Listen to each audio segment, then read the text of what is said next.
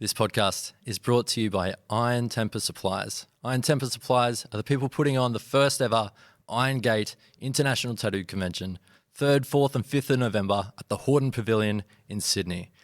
You've got to come down. It's the first one. There are multiple people coming from all over the globe to be a part of it. Their first time in Australia for a lot of them.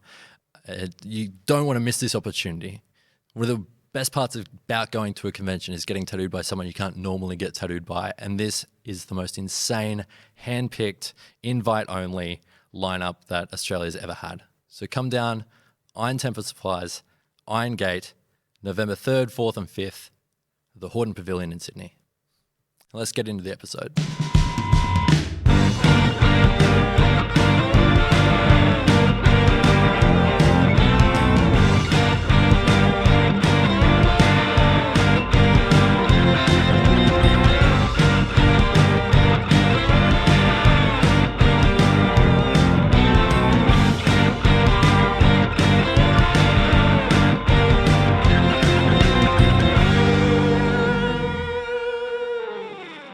Welcome back to the True Love Tattoo Podcast. Very special episode today. In season 1, you may have noticed there was one episode that never got aired. Today, he's back. Redemption. We're here with a guest that never made it to air, Mr. Mike T of Blue Lady. Mike, thank you for joining me once again. It's a pleasure. It's a pleasure. Pleasure to be here. Well, I feel like we may as well talk about the elephant in the room, the episode that never was. If at all, what do you remember from it? I remember that I came back early from Europe. Yep. And I was really excited to do it. And I remember that I had been drinking a lot around that time. And that I drank a lot that day. And then I got very drunk. Yeah, I feel like you rocked up pretty loaded and I just didn't know. I'd known you for a while, and I couldn't tell the difference. like you were just holding it together really well. And then we sat down in the studio, and I think I was like doing the ad read at the top of the episode. And while I was doing that, you were trying to balance your Belvedere vodka on top of the microphone, and it like dropped. And at that point, I was like, I think something's happening right now. So I think Mike's cooking a bit right now. See, I don't remember that. Yeah, okay. But I remember I was drinking Tom Petty and the Heartbreakers around that time, which is just double vodka on the rocks. Yeah. He was an alcoholic, so. But that was the first time I think I'd ever had vodka on the rocks before. Yeah. It was pretty good. It's delicious. Yeah. But unfortunately, it sort of, it hinders one's ability to stay on topic. Yes. And to answer questions coherently. Yep. And thoughtfully.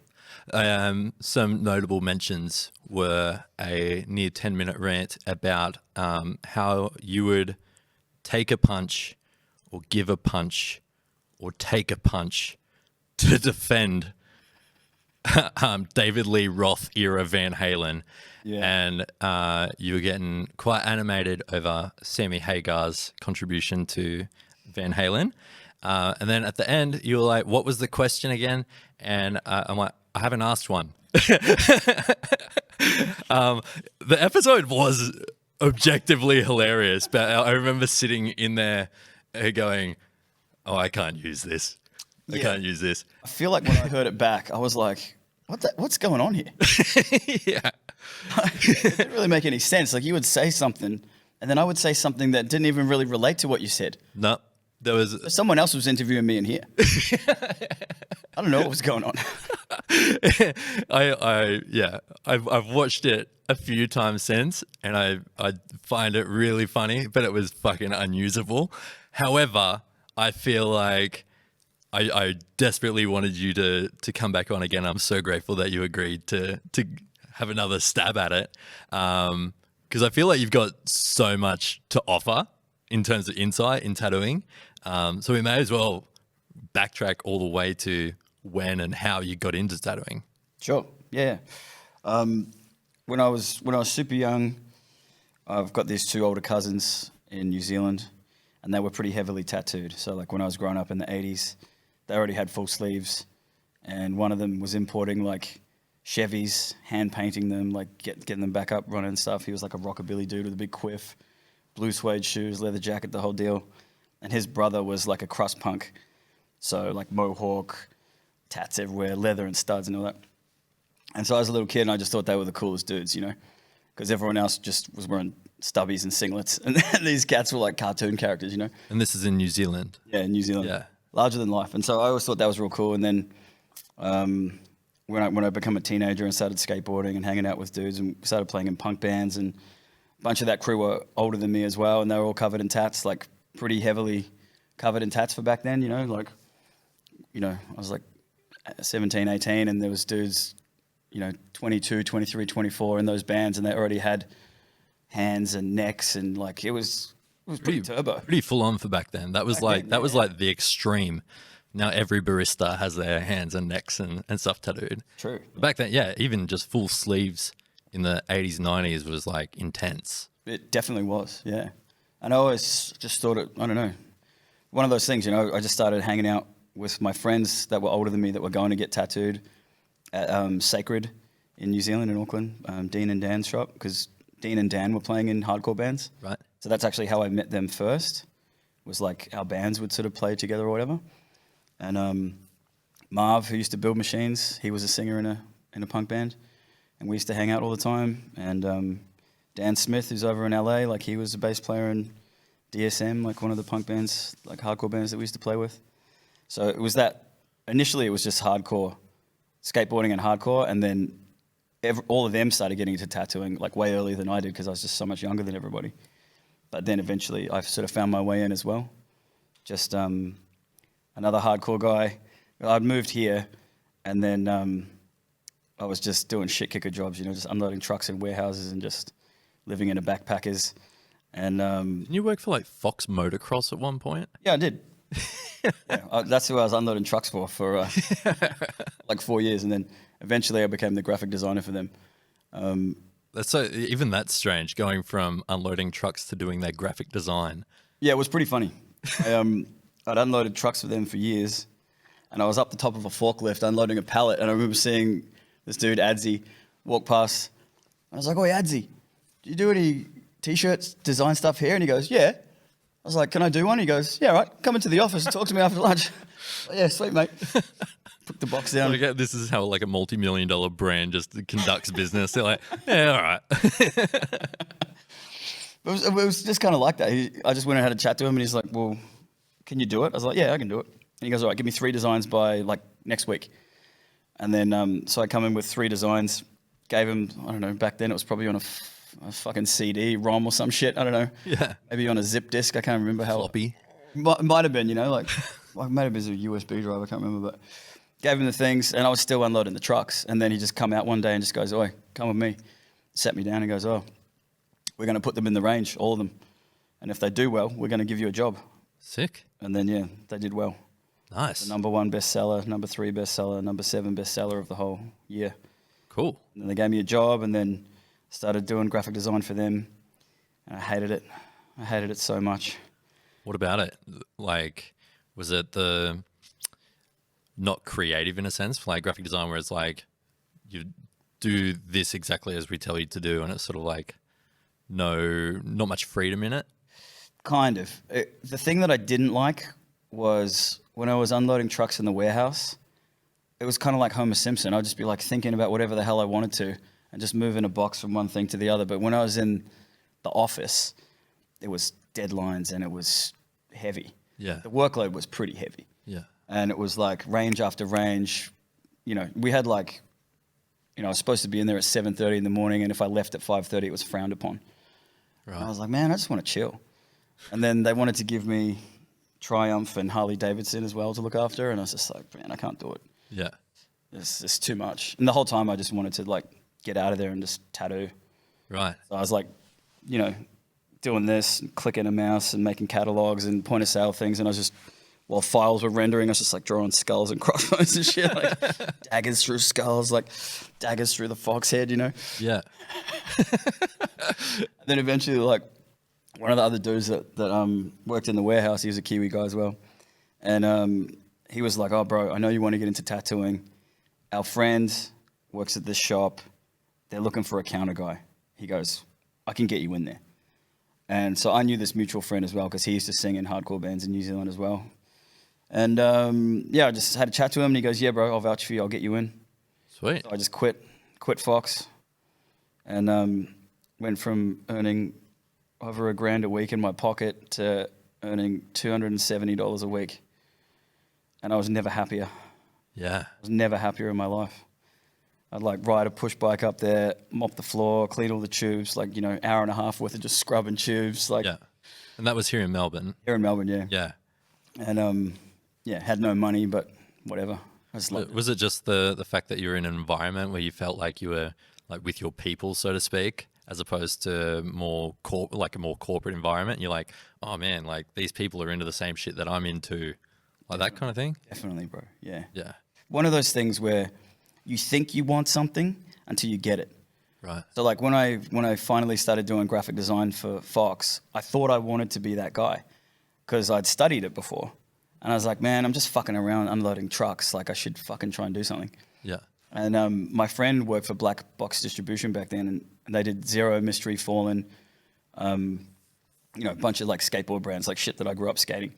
And he was like, dude, if you stay at Fox, I'll fucking guaranteed get you a job designing in LA, like designing for Zero or whatever. For the brands that you I specifically like, yeah. That I used to ride, And he was like, bro, that's like, oh, I'll be able to do it. Like, like that's a huge company. You just got to stick it out for a few years and then that'll look good on the resume and I'll just word up the boss. And he's like, bro, like we can totally make this happen. Like it'll be fucking sick. And so I was trying to stick with it just because of that. That was the carrot at the end of the fucking stick, so to speak, But at the end of the day, I just couldn't fucking do it. I just hated it. And I was like, man, this sucks. Like I'm under the pump. I'm like, why? Yeah. And they would always say to me, design things that your friends would wear. I was like, none of my friends would wear this shit, bro. It's like none of my friends ride motocross, and that's the whole reason you buy that brand is because you believe in that thing. Yeah. It's like I'm not going to wear it because I don't do it. It would look fake. Yeah. And I was like, so I sort of the whole thing was kind of a bit weird. But when I left it and got into the tattoo shop, exactly what you said, I was just like, this just feels normal. Like people talking about things that I want to talk about, people doing things I'm interested in, people doing things they believe in. And that atmosphere was like pretty contagious. Yeah.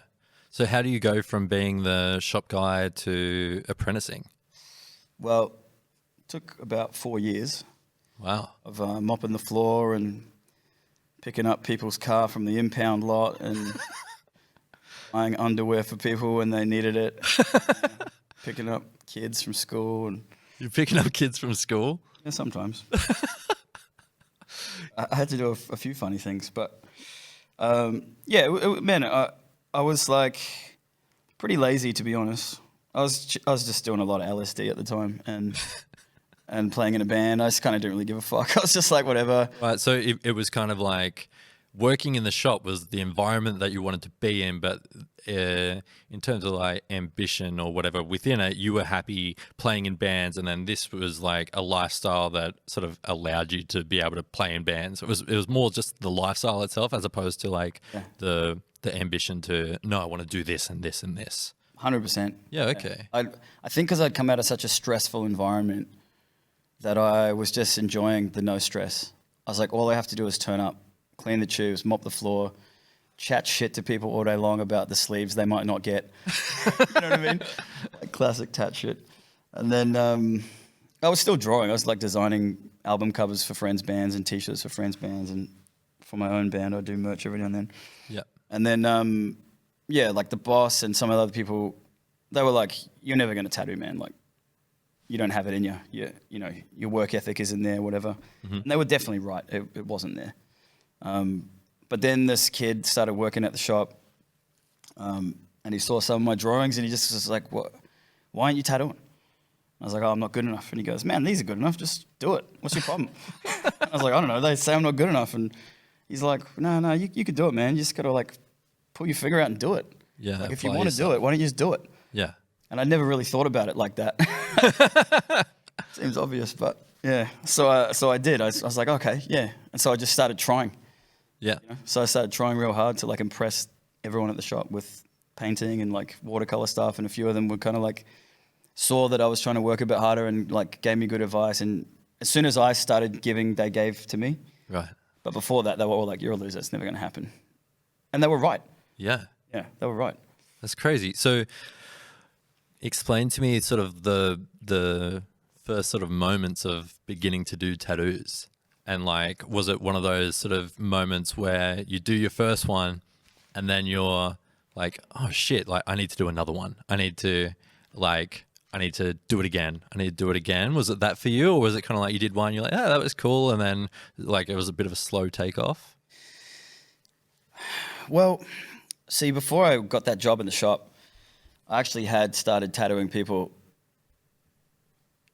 in the room of the backpackers where I lived. Yeah. Like not knowing how to do anything, I fucked people up like hard. And like I remember I bought my first machines from Johnny Dollar, and I was going to buy a bag of oranges to like tattoo the oranges, you know, like on the skins. Right. And I bumped into this dude that I knew, and I knew him just from partying. And he was like, "What are you doing?" And I told him what I was doing, and he goes, "Fuck that, man, just tattoo me." I was like, "I don't know how to do it though, man." He goes, "Yeah, who cares?" He goes, "I'll show you how to do it." And he was covered in home jobs that he'd done himself. So we went back to the room, and I was like, "What do you want to get?" And he's like, "Oh, I don't know." And he got this marker pen. He's like, drew this dude from the Viet Cong and some stuff. And I was just like, "Oh, I don't know about that, man. I don't know if I could pull that off." And then I was like, "What about a skull? You know, what about something like basic?" And he goes, "What about this?" And then he drew up some hands cooking up a shot of smack. Nice. And I was like, "Okay, how about we blend these ideas? What about a skull vomiting a syringe?" And he's like, "Yeah, right." So I did that on his knee, like huge. That was like the first one? It was my first tat that I ever did. Whoa. And I actually saw it years later on the street. Yeah. Like, I don't know, like 3 or 4 years ago. And it's in there. I can't believe it. Done in a backpackers. Actually, it looks pretty good. But when I got that job at the shop, they were like, "Hey, man, we heard you've been doing that shit. You got to fucking cut that out." So I did. I cut that out for years. And when I did my first tattoo in the shop, it was on one of the guys. And he just goes, "Oi, can you draw that little character thing that you draw small?" Because at the time I was buying organic like fruit for lunch from this like La Mana Fresh up on Sydney Road. And I was drawing like, I was obsessed with the artist Man Ray. You know that guy? No. He's great. He's a photographer, like sort of surrealist. Cool. I was obsessed with him. So I drew this Man Ray thing because obviously I was doing a lot of LSD at the time. Man Ray was a stingray. It was like a stingray body with a skull for a face. Yeah. He would fly out of the water and he would drip syringes out like water and syringes, and pills would rain down from his fans. Yeah. So I draw that on all these bags like all the time. And because like, you know, the Russian prison tattoo book? Yep. So there's that symbol. It's like a rectangle, like this with a line under it and a mast. A trapezoid. Yeah, I was looking for that. It's like rhombus, but it's like not a rhombus. Yeah. Trapezoid. And that means sail away, like get high. Right. Right. And this dude, that wanted me to tattoo him, he was straight edge. And I always put the get high symbol in one of the fans of Man Ray and the peace sign in the other one. Yeah. And the peace sign is actually an inverted cross broken because it symbolizes the downfall of Christianity. Right. It's actually not peace and love. It's like, fuck Christianity. That's what that symbol means. Right. So I would put that in each wing. And he goes, "How small can you draw that thing?" I was like, "You want that?" He goes, "Yeah." So I tattooed it on him. And then like a week later, he's like, "You motherfucker. You tattooed a fucking drug dealer symbol on me, blah, blah, blah." And I was like, "Yeah, man." I was like, "I thought you knew, bro. I don't know." The most obscure thing ever. I feel like even drug dealers wouldn't even know that. Yeah, I mean, I don't know. I mean, I was reading a book in their shop. I thought they knew, you know.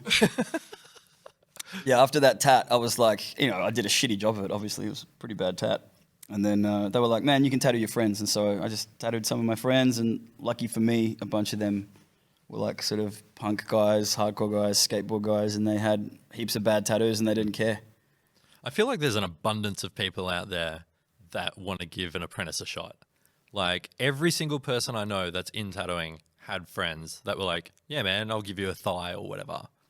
And it's like, it's so awesome, but it's like, who are these people that are just so like ready and willing to get a butt tattoo that they're gonna have forever, but because I think it's because they believe in the person more so than they're like, I'm getting a free tattoo because they know it's not going to be good. But I think they must just like, I don't know, have a lot of belief in their friend that it's like, no, they need to start, they need practice. Oh, this is my contribution to their career, essentially. I think it's a bit of that. I think it's a bit of a funny story thing too. 100%. Like, look at this piece of shit I got. You know, guess who did it? Old mate. Dude, I reckon it's kind of that. One of my best friends, I did my first tattoo on him. It's like a really ugly shit shark that was too big for my first tattoo. I should have done it way smaller, way simpler, and it's objectively not good. And it's on his thigh, and he's a builder. He always wears short shorts all the time. And people will be like, what the fuck's that on your thigh? And he just goes, MJ Forrest did that. He doesn't say it's my first tattoo from you know, forever ago. Yeah. I'm like, can you at least tell them it was my first one or let me fix it or cover it? He's like, nah. I kind of love that though. Yeah. When I was in Spain, I was working at La Sport, like Gonzalo's shop. Mm-hmm. And we were having a chat one day and we were talking about this exact thing. Like, you know, we've all got tats from people, old tats, friends of ours that were starting out or like whatever. You know, most people have some janky tats. Yeah. And I don't trust anyone that doesn't have at least one shit one. Well, yeah, I mean, everyone that's starting to get tattooed now has the luxury of the abundance of information. Yeah. To make those good decisions. But like back when we were getting tattooed, it was just your friend. That's the only one. Who tattooed you? That's who I'm going to. Yeah, totally. You know, we had like one magazine every 6 months coming to New Zealand. You know what I mean? We'd look at it and go, oh, this is all American. One magazine for the whole nation, and you had to share it. Yeah, basically. Right? Yeah. Library. So you go from there, tattooing your mates, eventually, I guess, progressing to paying customers. How long were you at that shop for, that initial shop that because you were there for 4 years as a shop guy? Yeah, like 3 or 4 years as a shop guy, and then like maybe like 1 or 2 more, or maybe like 1 after that. Yep. But because they had so many crew there, I had to get a job somewhere else as well. So I was working 2 shops. Oh, okay. So I worked at 2 shops for like 5 years. Right. So I worked 7 days a week, 2 shops, and they would, and that sort of like once I left that first shop I was at this other one, Sideshow, and then I got a job down in St Kilda at Voodoo, Right. which is now Man's Ruin. Yes. I just bumped into Pete actually this morning. Really? I was looking for anchovies. Oh, yeah. Shit. Looks handsome as ever. Yeah, he's a very handsome dude. He's dashing, isn't he? He doesn't age, really. I feel like how he looks now is how he'll look forever. Yes. Yeah. So you're working, you eventually wind up at Voodoo. Yep. Obviously, Voodoo is sort of right in the guts of St Kilda. Yep. How would you characterise St Kilda for people like not from Melbourne? Well, back then, I think it was a bit different to what it is now. Yeah. Because I live there now, which is funny because I used to live in West Melbourne, work in St Kilda. Now I live in St Kilda and work in Melbourne CBD. Yeah. So I'm doing the opposite commute. Back then, it was very like a little bit of this bohemian backpacker crackhead kind of paradise. Yeah. Like the Venice Beach of Melbourne. Crackhead Paradise is kind of right because it's a beautiful suburb. Yeah. Like there's so many iconic buildings. There's so many like affluent people that also live there. A lot of celebrities live in St Kilda because it's like the beautiful central beachside suburb of Melbourne in a way, but it's also sort of kind of what King's Cross was to Sydney or what Redfern was to Sydney at some point. You know, it's also sort of got that sort of population of like people living in halfway houses or like living rough on the street, all that sort of stuff. So it's weird. It's like that collision of rich people and like both ends of the spectrum, you know? Yeah, massively. And it's sort of still the same. Yeah. It just seems to be less action on the street these days to me. Yeah. There's still a lot of action, but like I feel like back then there was more action. Yeah. There was more sort of like what's going to happen today vibes. You know what I mean? Like, totally. Walk down the street, you're like, what am I going to see now? Yes. I don't really feel that so much these days. Yes. Even though there is like a little bit of chaos. Every couple of weeks I'll see something a bit chaotic, but it used to be like you'd expect to see something go down. Yeah. I know, like walking to get lunch, you're like, oh. Yeah. When I moved to Melbourne, I was working in St Kilda, and you'd see some really funny shit, but then you'd see something like concerning stuff. Like you would see feces on the ground and your initial thought is, oh, it's dog shit. But then there's toilet paper next to it. So it's like a dog doesn't wipe its ass. That's a human has just shat on the street. And then you go into a shop and you come out and there's footprints in it. So like people are just stepping in human shit. And that wasn't uncommon. Like I've seen it multiple times. Yeah, man. But at the same time, it's one of my favorite suburbs in Melbourne. I think it's a good place. I think when I worked there and didn't live there, I was sort of, I don't know, because I guess I was a healthy distance away. Now that I live there and don't work there, I'm getting the opposite end of it, you know? Yeah. I just cruise around there, like walk along the beach, hang out, and like I love it. It's beautiful. Yeah. It's actually really beautiful. It's just a ghost town. Like as far as retail is concerned, it's like so dead compared to what it was. Yeah. Back then, you know? Like when I first worked there, it was like, I don't know, 2010 or 11 or something, or 2012. Which kind of leads us into the next thing. You go on to open your own space, which is cool, but I feel like the most interesting part about that is how you got the money to open a space of your own, which is, for my money, one of the best stories ever, I think, that I know. How did you get the cash to go on to open your own shop? Yeah, it is a pretty funny story. So I was working 2 shops. I was trying my best, but I wasn't crushing it. I had no fucking savings, that's for sure. Mm-hmm. And at the time, I'd been hunting for a certain kind of guitar for years. Fender Jazzmaster, an original 60s one. And in particular, I really like the 1962 ones. They're the ones they make the reissues of. And they're just like, to me, that's like one of those guitars. They're really nice. So I've been hunting for one for ages. I sort of ended up going into a guitar store, found one, played one chord unplugged, and was like, fuck, I've got to get it. It was $6,500, and I didn't have $600. But I did have a credit card. So I maxed out the credit card, cash advanced it, and I went back to him and was like, will you take $6,000? And that was the whole credit card. I was like, will you take $6,000 for that guitar? And he goes, yep. So I took it. And then, she's just like this magical talisman.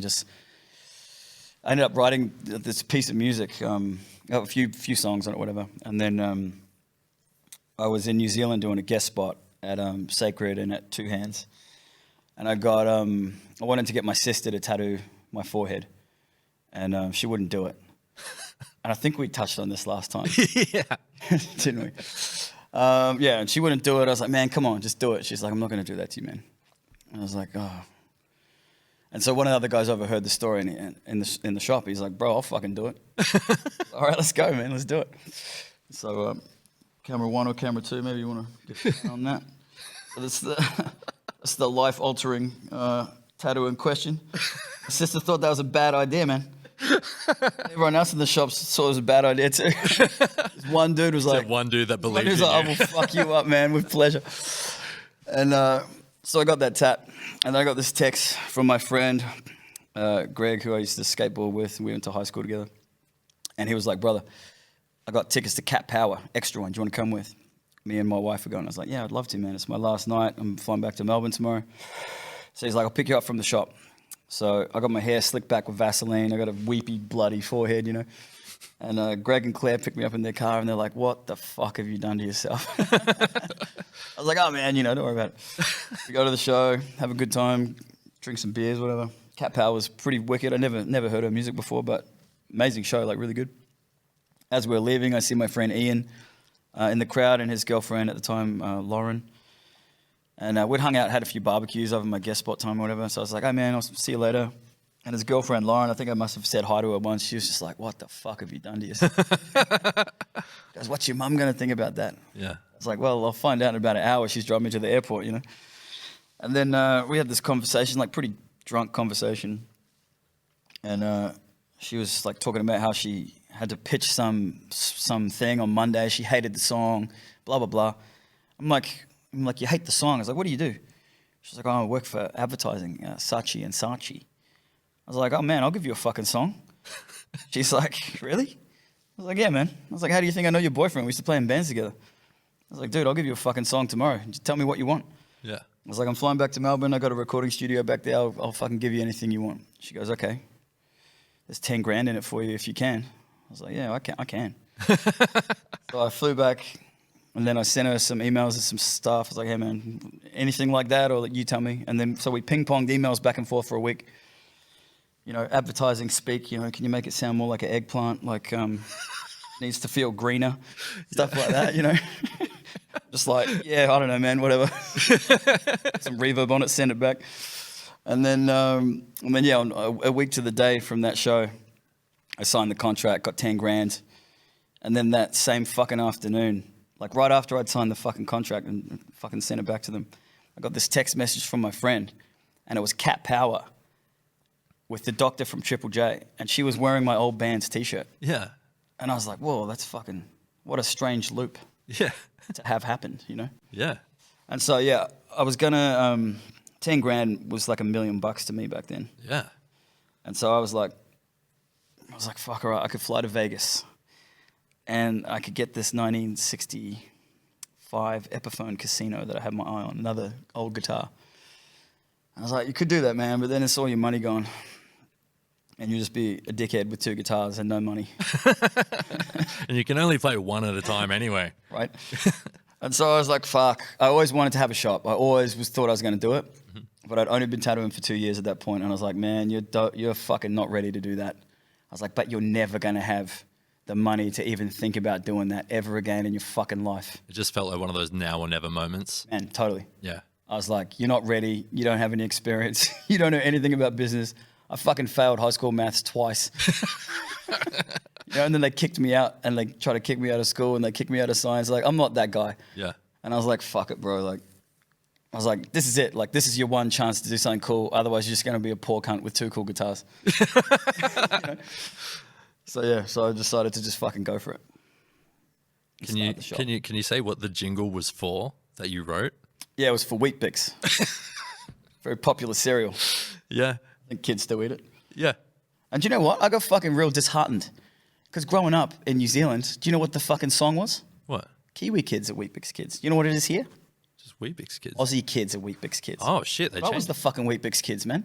Nope. I got here, I was like, oh, so it's just another lie that older people have been telling me. Santa, Tooth Fairy, Wheat Bix kids. It's like, can't trust any of these motherfuckers. So you do it. They take the song. You get the money. You avoid the Epiphone Casino. Yep. You go for the shop. Yep. That shop being obviously the first iteration of Blue Lady, right in the guts of Melbourne CBD. You find a space which I went to only once. Very cool space, a lot of exposed brick, down one of Melbourne's secret laneways. Sort of, you know, like it was the most like awesome like central Melbourne location for a shop ever. And it may be the only tattoo shop I know of that had a hot tub And a hammock. and a hammock. We had a secret hammock in the back. So we had a stock cupboard and then the secret cupboard behind that. Yeah. And I was like, man, we need to put a hammock in here. So we got a fake beach scene, put that on the wall, and we had a hammock. There's a photo of me drinking a beer in it. Yeah. And we had a mezzanine with beanbags and like a PlayStation and shit. And yeah, we had a hot tub. What was what was that adjustment from being a little rat bag to now all of a sudden being a business owner with staff? Like, Yeah, I mean, what was that adjustment like? if you think about it, I guess it would have been pretty turbo, but I just didn't think about it. You know what I mean? I just did it, man. I think I remember you also telling me you signed the lease while on mushrooms. Yeah, I walked into the room and with some people, and I thought we were having an inspection. And I was like, "That's pretty fucking nice, man. They're never going to give it to us." And they were like, "What do you mean?" I was like, "It's too fucking. Look at it. It's beautiful." Yeah. They were like, "We've already got it, man." I was like, "What?" They're like, "Bro, you signed the papers last week. You're on mushrooms." I was like, "Fuck, rad. Nice. Even better." They wouldn't let me go to any more solicitors meetings though. Yeah. Hey, But like, it's better if you don't come to this one, bro. probably for the best. But how long were you in that location for? Like 3 years. So the first term, we signed a 3x3x3. Within the first 6 months, I lost one of the business partners. Within 2 more months, I lost the other one. Right. And then it was up to me Yeah. to fucking like either fold it or keep it going. Yeah. And I heard through some people at the time, one of the ex-business partners, their respective girlfriend, partner, whatever, had said, Blue Lady's fucking dead now. Without those other two, Mike's too fucked up. He's never going to make it. And I heard that, and I was like, she's fucking right, but fuck her, man. Yeah. Fuck that. I was like, fuck you, man. It's like, you are right. But I was like, fuck you, I'm doing it. Through doing this podcast, it's been a recurring theme that one of the things that has really been driving people's success is spite. Yeah. And it's crazy. It's a powerful thing. Yeah. So that was sort of like one of those moments where it's like, all right, she has a point, but I'm going to prove her wrong. Yeah. Well, she had a point for sure. Yeah. I was cooking it like a Christmas goose, man. I was doing so much fucking LSD and like I was fucking doing MDMA like almost every day. Wow. I was just drinking like a fish. I was smoking a cigar every day after work. I got a callus. I thought I was getting lip cancer. Jesus. I was like, fuck, I've got lip cancer. And I was like, maybe it's just because you're smoking cigars every fucking day. Like, so I stopped doing that and it went away. Yeah. But, you know,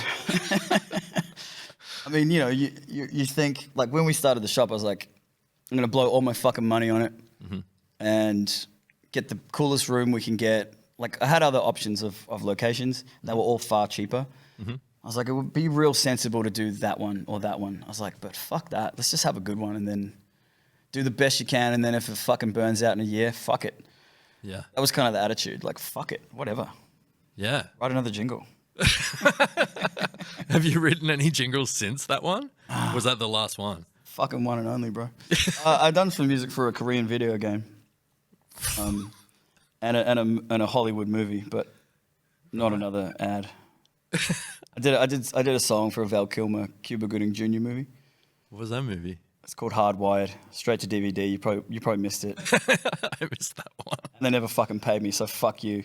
Cuba Yeah, Gooding I was Jr. more of I was a Cuba Gooding Jr. fan, but more like Snow Dogs 1 and 2. That was the era of Cuba Gooding Jr. that I was into most, I think. See, I was a fan of his until he didn't reply to my email saying, "Hey man, you owe me 40 grand. Here's my fucking money." He's like, is this the fucking Weet-Bix guy?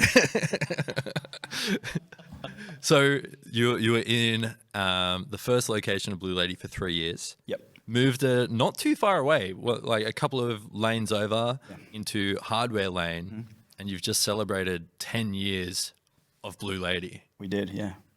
Massive. I feel like, especially given everything that's happened in the last couple of years, to be able to hold onto a shop and navigate it through some weird times that we've had, 10 years is massive.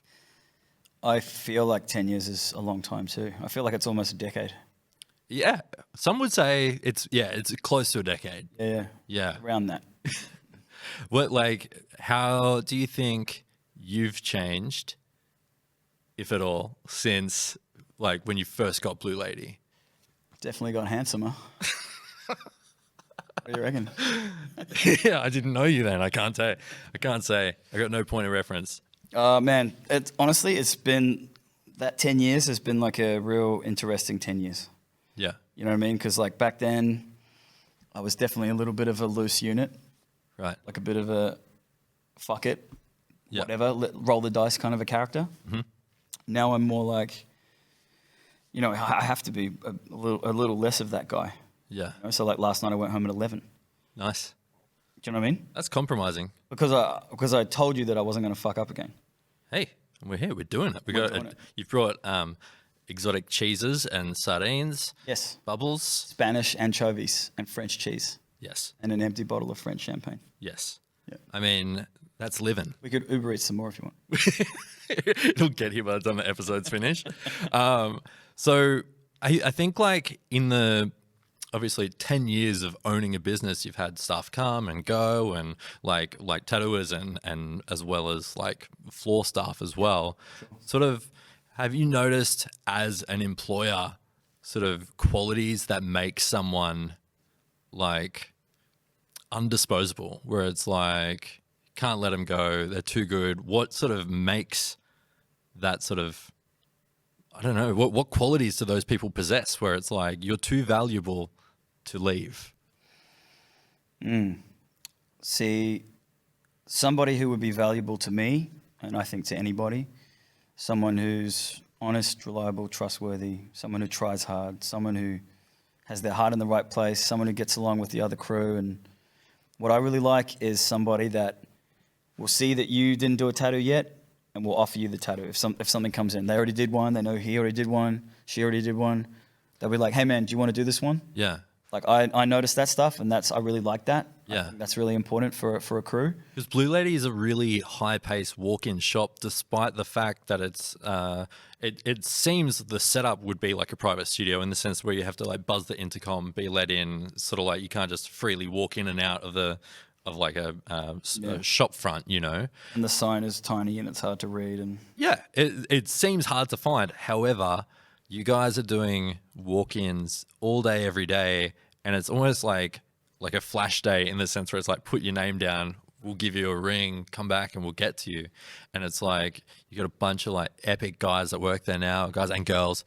And it's sort of like, it's, yeah, to be able to see someone that's like, oh, they haven't done a tattoo yet, I'm going to, you know, let them take it. That sort of selflessness in a way where it's like being a team player, I guess. For sure. Yeah. I reckon that's, to me, that's the main thing. You know, like, I would say somebody that gives a fuck about the people they work with is kind of like that's the most important quality to me. Obviously, they've got to be good at doing the job. But like, I don't want to work with somebody that's good at the job, but kind of rude and kind of like scalping more work than they really should be. Yeah. Like, everyone's out for themselves. I get it. Everyone's got to pay the rent, but I really like the environment that we have is very much like, hey bro, you take this one. Yeah. You know, like when it's quiet, I'm the last one to do a tat. Yeah. You know what I mean? I'll sit there and make sure everyone's done a tat, and then I'll be like, yeah, I'll do one. Yeah. And I think that carries on with everyone else as well. It's like, you know, people offer me tats. Yeah. Do a tat, bro? I'm like, yeah, all right. Yeah. You know, as long as you guys have made your money. Yeah. You know. I remember there was a couple of years ago, there was like your shoulder got real fucked. Yeah. Like real fucked, which happens to a lot of tattooers. Just one of those sort of injuries that sort of like niggle away over time, and you don't address it, and it gets worse from, I don't know, it was repetitive strain or whatever it is. And then there was like a period where you couldn't tattoo for a while either. Yeah. You know, like how do you, I don't know, come to terms with the fact that it's like, oh man, like something as minor, well, seemingly as minor as a sore shoulder can snowball and really just impact everything. Yeah, well, I was out for 2 years, bro. Yeah. I couldn't tap for 2 years. And it just happened to coincide with, you know, the New World Order shutting down the world for fucking 2 years. So that was good timing. Thanks, Klaus Schwab, you fucking loser. So yeah, I couldn't fucking do shit, man. I could hardly even lift my fucking arm. I couldn't even put on a t-shirt. yeah. I would wake up through the night all the time. It was buckled. And I was like, man, maybe I'm not going to be able to do it anymore. Yeah. For sure. And then like you were doing all the things. You were going and doing the weird exercises and stuff. Yeah. And it's like, it's scary as fuck. Like you think, fuck, what if I can't do a tattoo ever again? You know? And then, but I feel like through that, you're a wily one in the sense where it's like, you seem very chill, very laid back, sunglasses inside. You're deceptively you're really tuned into stuff. Like the way that Blue Lady operates, or anyone that actually sees you working, it's like, he doesn't sit like this normally. He doesn't normally wear sunglasses, you know. And it's like, because I've come and worked at Blue Lady like a handful of times. You have. And it was We love having you. one day it was just you and I'm pretty sure, and we're just sort of like doing walk-ins all day, and like the experience you're giving your customers, and like you're answering the phones, like all that sort of stuff. I was like, I hadn't seen that side of you before, because like we'd hung out and we'd like had beers. We've wound up shirtless pouring beers at bars and being just giving out beers to people.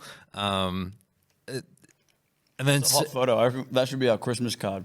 yeah, Christmas card. A hot photo. I was going to say thumbnail for the podcast. Hey, all right. Yeah. but I mean, and then like to know you socially and through, you know, guesting at Blue Lady, but on days where you weren't working and stuff like that, to be able to like work in the same room as you and see that complete other side of you, it makes total sense as to how Blue Lady is still going 10 years later, you know? Well, thank you for saying that. I appreciate that. And obviously, you know, I try my fucking hardest for that shop. It's my little baby. Yeah. And I love it. And I love everyone that's worked with me over the years. And I've had the privilege to work with some of the best fucking tattooers in Australia. Yeah. Some of the best tattooers in fucking Melbourne, for sure. Yeah. You know? And that I think Melbourne is the tattoo capital of the Southern Hemisphere. I think that too. I think it is easily. Yeah. And yeah, to be able to be part of that story now is really nice. To be around 10 years and still be as constantly busy as you are, it's like, I don't know whether you're the first Google result that comes up when people search tattoo shop Melbourne or what it is, but it's like everyone knows. It's like I feel like heaps of people visiting Melbourne get tattooed at Blue Lady. That's definitely true. And it's probably that perfect storm of where you are, the accessibility, the fact that you can do walk-ins, like all that sort of stuff. It's just like all that culminated together where everyone knows Blue Lady. Like any state, anywhere you go, it's like that's one of the Melbourne shops. That's like, you know, top 3 shops that come off the top of your head, Blue Lady's one of them, you know? And that's something that's come over 10 years of like crazy guests that have gone through there or resident sort of tattooers that have like been there for however long. Yeah. We've been very fortunate. Yeah. We've been very fortunate. Like when I first started the thing, my favorite shops in Melbourne was Chapel Tattoo, Tattoo Magic, Dynamic Tattoo. And I said to myself, I want to be mentioned in the same sentence as them. Yeah. You know, in 5 years, that's what I want. Did you take any little like bits or pieces or like inspiration from those shops when you were putting Blue Lady together? I did. Not more in terms of just like the Marbo, the vibe. Yeah. You know what I mean? Like I was getting tattooed at Chapel a lot. Yeah. And I just liked, so back then the counter guy was Daz, and he was just the coolest, nicest guy. Yeah. He remembered your name. He would chat to you like he was your mate. Made you feel super comfortable. I was getting tattooed by Jane a lot back then, who is an absolute legend. And I learned a lot of just bedside manner. You know, just genuinely nice people. Yeah. Like no bullshit attitudes, no prima donna shit. Like I remember going in there for a consult. I hadn't even paid $1 there. And then I was at the SB seeing the Bronx on their first tour. Yeah. And Jane and Daz and some of the Chapel guys were there. And she came over and she goes, "Oh, hey, Mike, do you want a beer?" And I was like, "Oh, Based yeah. off a consult. Yeah, man." Wow. And literally, I hadn't even spent a fucking buck yet. Wow. And I was like, "Fuck, you remember my name?" Yeah. And then you asked me if I want a beer. I was like, "What?" I was like, "That's fucking cool." It's huge. And I was like, "Sick." You know, those little things. It's such a small thing for them to do, but the fact that they did it when 99% of people wouldn't, I imagine. I'm talking about it. Yeah. Right? All these years later. It was 2005, dude. Yeah. You know what I mean? I'm talking about it now. Just those, I guess that's the thing. It's like those tiny little like experiences that customers can get. They're going to remember that. That's what they're going to tell their friends. That's why they're going to keep going back. Yeah. I think that's one of those big things. Because like when I was getting tattooed a lot in New Zealand by Dean at Sacred, when I was moving over here, I was like, "Hey man, who do you reckon's good? Like what shops do you reckon are good over here?" And he told me those 3. And I went and like, you know, checked out all the work, and obviously they're all amazing shops, and they still are all amazing shops. They were always my 3 favorite shops. Yeah. And yeah, I just sort of over the years I've sort of become friendly with a few people that work at each one, and it's the same sort of thing. They're all like just lovely, genuine people, crush their jobs, but like also just genuinely easy to talk to, just genuinely nice, Yeah. Like Jane came and got tattooed at Blue Lady Really? last week by Max. Right. And yeah, super cool. And I made her take a photo with me. She didn't want to. Did you mention the beer at the SB? I don't know if I did. I don't know if I have to her. Maybe I don't. I wonder if it's one of those things that's like that probably they would- remember. She probably wouldn't remember. You know. What I mean? Yeah, it's just like just such a part of their character where it's just like a throwaway sort of gesture, but to the recipient it means everything. Yeah, for sure. And I think that I think that was the main thing that I sort of like learned from getting tattooed at Chapel was like these people are just cool. They're just like genuinely nice, and there's not a lot of pretentious sort of thing there. Yeah. And then sometimes you can get that with people, like some tattooers, some dudes in bands, like whatever.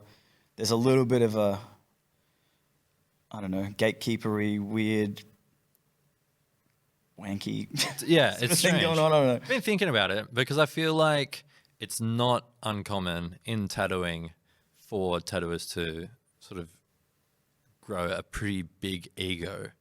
And I wondered why that is. I'm like, why are tattooers getting big egos, but someone that works at Coles isn't, And I was thinking, it's like, maybe it's to do with, the cost, like in terms of like how people are handing over like a decent chunk of money each time, and then their perception of the value of money is completely warped.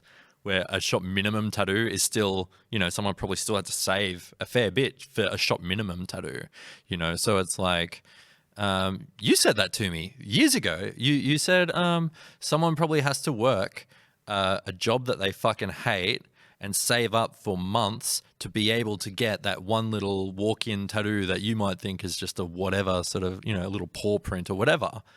But the fact that they had to, get paid however much an hour and do work for this many hours to save for that tattoo, then you treat that with the same respect as any other tattoo. Yeah, man. Like, yeah, I don't think I'd been tattooing that long when you told me that, and I still think about that. Yeah, for sure. And the sort of significance of the tattoo to the person, regardless of what the tattoo is, Yeah. Yeah, it's, man, my brain stopped working halfway through that sentence. I reckon it's potentially, that financial thing could be a factor.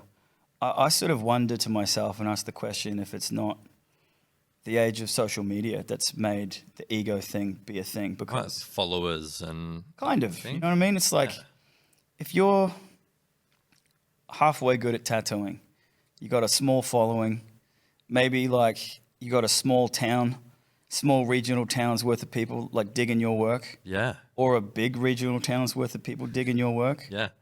That's kind of like being a pretty good looking girl. Yep. Walking into a room and getting a lot of attention. Yeah. So you're going to have a certain way of thinking, perhaps. True. Do you know what I mean? Like, I wonder if it's this sort of thing. It's like this false sort of, sense of self. And the fact that people have It's sought like- you out for a tattoo over someone else, it's like you feel like you've been picked over everyone else. It's They're like, coming bro, to me. We just draw cartoons, like, 100%. you know what I mean? Yeah. I heard years ago there's like two kinds of tattooers. There's a tattooer who feels as if the customer is lucky to get an appointment with them. It's like, oh, this is a privilege for you to receive a tattoo from me. And then there's the opposite. There are the tattooers that feel like it's such a privilege to tattoo this person because they could have been tattooed by anyone, and for some reason they've chosen me. Like that's an honor to be that person. And since hearing that, it's like you meet people and I'm like, I know which one you are. Man, I think that's true, eh? Yeah. That's another thing I learned from Jane at Chapel when I was getting tattooed by her. She was the kind of person that would be like, if this isn't up my alley or one of the guys at the shop's alley, she goes, I send them to this shop or this shop or this shop. I reckon this person could tackle it, this person could tackle it, whatever. Yeah. I was like, oh man, that's a pretty cool attitude to have. A lot of people wouldn't do that. They would just be like, fuck that. Like, get someone at the shop to do it, you know? Yeah. And that always kind of carried with me too. I was like, why am I going to try and do a realistic portrait? I'm like, go see Mick Squires, man. Totally. I feel like that's definitely the case, like the sort of bit of a relationship between like Blue Lady and Melbourne Tattoo Co, because you guys are quite close. There's been times where it's like someone comes in and whether it's like packed or whatever, it's like, hey, try your luck round the corner, Melbourne Tat Co. All of them are fucking amazing tattooers. Yeah. You know, it's like that kind of stuff. It's like if someone comes into a shop and they're like, hey, I went to this shop and they said like, you know, they don't do that style or whatever, I should come see you guys. You're kind of like, oh, that was really nice. They didn't need to do that. That's really nice. Yeah. And it sort of, I don't know, builds that bit of community between shops, which is, I think, sick. Yeah, I think so too. Jane said to me once years ago, there's enough skin to go around. Yeah. You know? Yeah, there's no I shortage. think that's a real good way of thinking about it. It's like, I don't have to do the tattoo if I think I'm not going to do a good job of it. Yeah. I could send them to somebody else and they could be stoked and the client will be stoked and I'll be stoked. Yeah. I didn't do the shark on my friend's leg. Yep. Or whatever it might be, or the skull vomiting the syringe. So the way we've been rounding out these episodes, Mike, is basically just plug in the shop, who works there, and how people can get in touch. So I think Hannah. Oh wait, that was the other shop, right? Yeah, we're in Hardware Lane. 67 Hardware Lane is our address. We're open 7 days a week. I don't take bookings really. I just do walk-ins every day. And the crew at the moment is a really lovely bunch of people. And we've got Callum, who's over in England at the moment on holiday. We've got Maxi, even though he's just about to bail to Barcelona, but he'll be back. Yeah. We've got Riley, and we've got Marva, and we've got Tramp Stamp, Trampoline, Stampoline.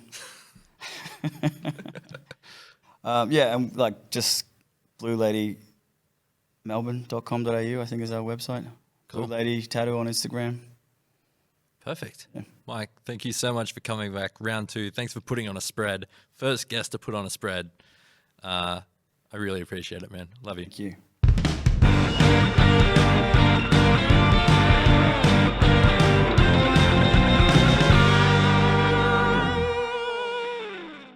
This podcast is recorded at Stupid Old Studios here in Melbourne.